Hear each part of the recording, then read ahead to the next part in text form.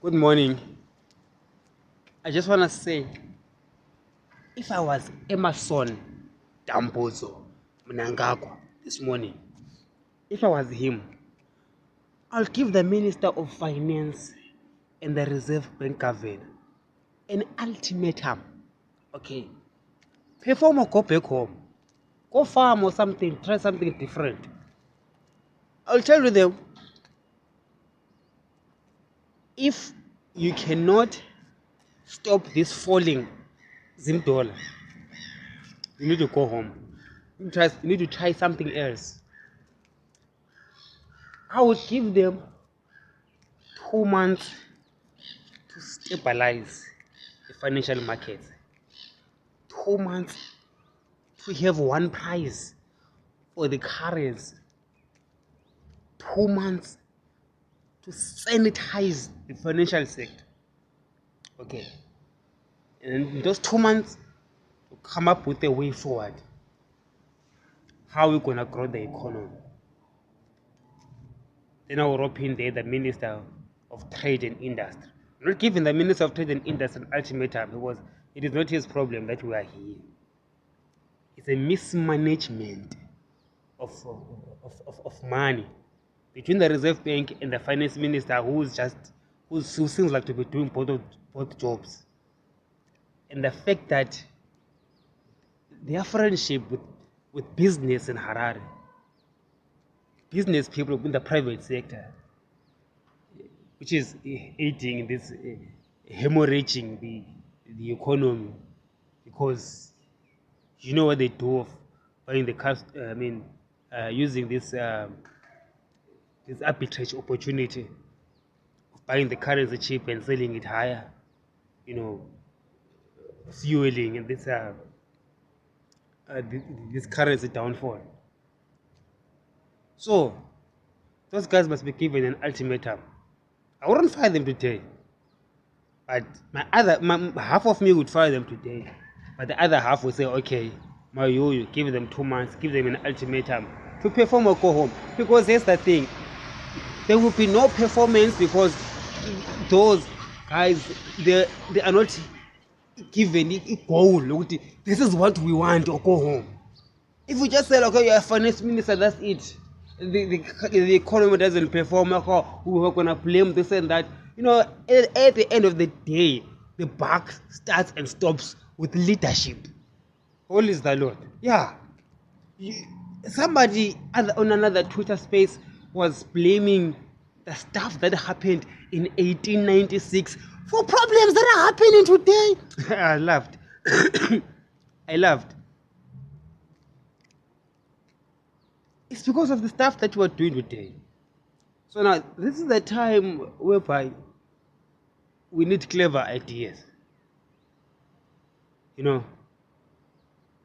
Not just, I'm not blaming the government because for the sake of blaming the government. No. This is the time when we need fresh ideas. And the fresh ideas mean that we need to work together. As I was saying in the other video, that this secret society, these holy cows, these protected people. I know how it's like in Zimbabwe. There's even kids who drive recklessly, and they will tell you that I'll never be arrested because my father is a chef. The police know me. Do you know who I am? That nonsense must stop. If you really want to have a successful country and you want to lead a successful country, you need to rope in everybody. You can't just make it work for the few. Because at the end of the day, the whole regime will fall because of the few. I'm telling you, on the last day of the regime or the last week or month, they will be blaming each other at who did wrong. And they will all be wrong, because if you try in a country of 15 million people and you try to manage it to serve the interests of 100 people or even 1,000 people, that's too narrow-minded. Empires have fallen because of that. That kind of mindset. Study history. It's not me. You can shoot me if you want to, But it won't change the fact that if you save the interest of 1,000 people instead of 15 million, your empire will fall. So if I was Emerson Mnangagwa this morning, I'll give these guys an ultimatum and say, expand the cake. Up to where? Expand the cake up to everybody, include everybody in the economy. You understand?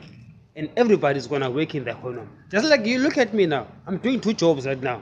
I'm doing a low-paying job in South Africa. At the same time, I'm here in a job, doing a high-value job, which you are not yet paying me for. I must send a check to the government of Zimbabwe. They owe me a lot of money for all this free advice. All is the Lord. And I'm coming to Harare soon. I'm getting tired of this thing of being in this foreign land. I'm coming to my country to build my country with my countrymen, whom I love, all of them. I don't care which part you are in. I don't care what you stole from me or from my past, whatever. Doesn't matter. Let's move forward. Be willing to work with other people. And the other people also must be willing to work with you. You see, I've got a problem with Nelson Chamisa and the Triple C. Be willing to work with Emerson Mnangagwa. What's the problem? What's so special about you? Be willing to work with them. You are working with the CIOs. You are a CIO yourself. So what? There's nothing face. It's okay. I don't think there's anything wrong with that. In fact, in any country that's going to succeed, the opposition must be linked with the CIO or military. I told you that the background power of the military and the Central Intelligence Organization is important for the success of Zimbabwe. So all political parties must be infiltrated. I've got a small party, and some people in my party are always saying, we must try to be free from the infiltration of the CIOs. I'm saying it's fine. Let them infiltrate. They must infiltrate. That's their job. As the criminal unintelligent organization. I mean as the Central Intelligence Organization, not the criminal unintelligent organization, as I was saying. I didn't mean that. Scrap that.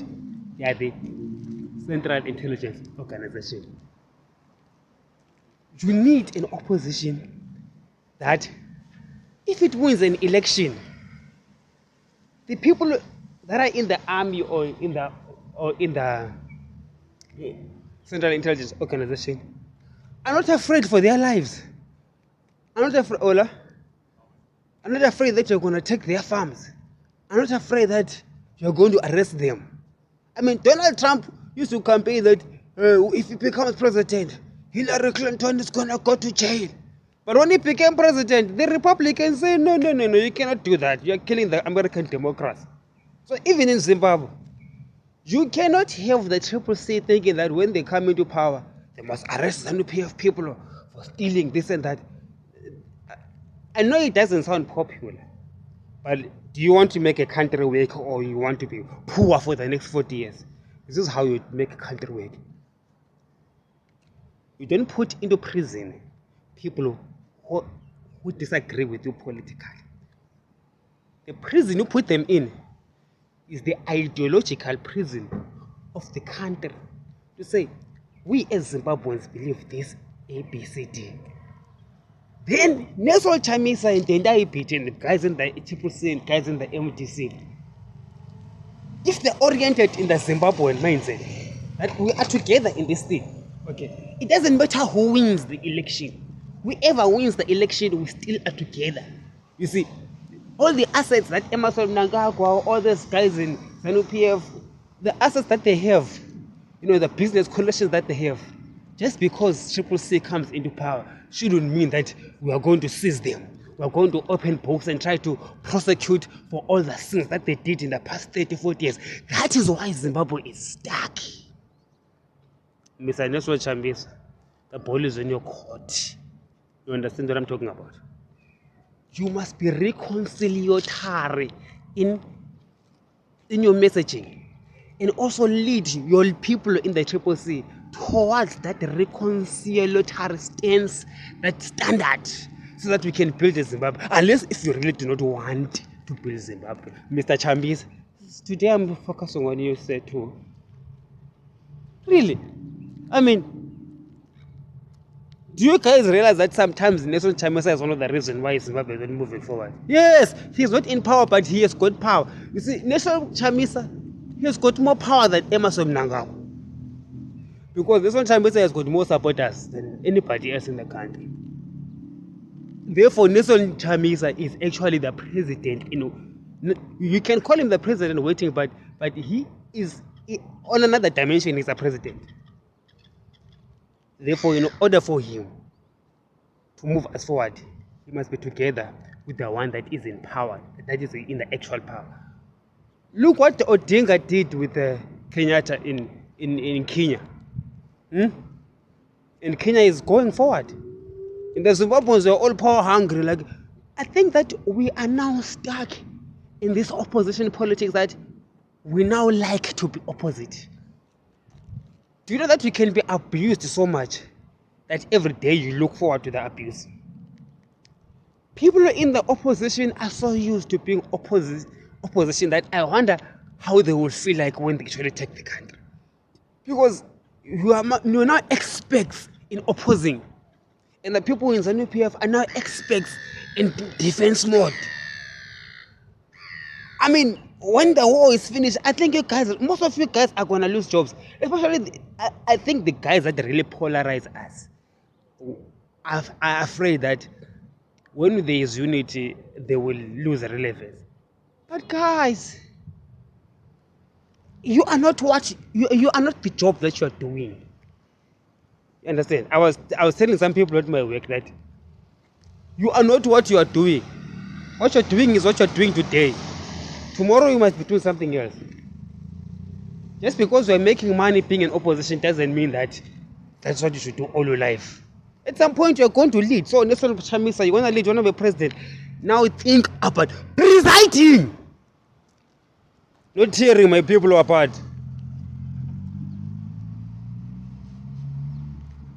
Sorry for shouting, but the message is necessary.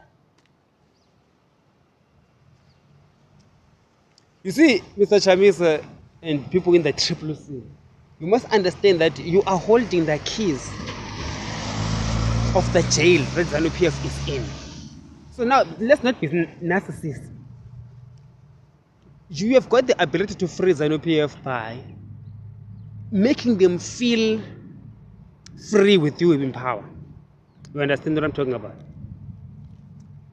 If they feel free that if Nelson Chamisa comes to power, we are going to be okay, they will let you to become president. The economy is spiraling down. They've got no clue what's going on. Not that you have got a clue. You just have people who support you. Not a clue. It's two different things. Having people who support you and having a clue of what to do is another issue altogether. Okay. So having that key to free ZANU-PF from that jail of fearing to be arrested, because you and the people you want to arrest ZANU-PF, you need to lead your people to a place of reconciliation. Then you're going to be a Nelson Mandela. Then you're going to be like, we can talk about Nelson Chamisa the Great. Not now. You just got people because you inherited them from Morgan Tsvangirai. You're just writing on the horse of Morgan Tsvangirai. What is it that you are doing, Nelson Chamisa? What is it that you are doing, you? What is it that you are doing, you? Not stepping on the legacy of Morgan Tsvangirai. Because you inherited the children of Morgan Tsvangirai. But what are you doing with them? Except tweeting and saying, signal, whatever. That's just nonsense. That's why I don't support Triple C, because I'm a man of substance. I want to say substance. What is it that you are bringing to the table? I'm telling you stuff that you can bring to the table. That with this, which I'm saying now, is stuff that you can use to bring into the table, so that you can also become the Nelson Mandela of Zimbabwe. You see, if we study Nelson Mandela, he was always anti-white. But then towards 1994, he became a reconciliatory, because he understood that to build a nation, you need to bring people together. You see, there's a time for campaigning, there's a time of building the country. But you guys in the MTC or Triple C, whatever you call yourself, you are always in campaign mode. When are we going to bring the country, build the country? 40 years was still a miserable nation, because our politicians are always in campaign mode, always in each other's throat. or pretending to be on each other's throats so that they can keep on stealing. Guys, if you want to steal, you can steal. Whether it's ZANU-PF in power, it's MDC in power, Triple C in power, you can all steal if you want to steal. I don't care. God is the Lord. I'm bored here.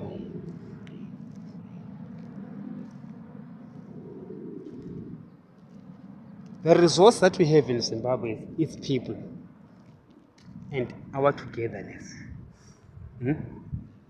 If you can conquer that demon of being separate, understand, and stay together, nobody can stop us. The people in the ZANU-PF are always crying about sanctions. What is a sanction? What is it that you want from America anyway? That you're like, you say you're under sanctions. What do you want from the Americans? What do you need? Because what are the Americans can offer for you? The US dollar. We'll talk about it later, but the sanction thing, I want to talk about sanctions later. Let me go and work for peanuts.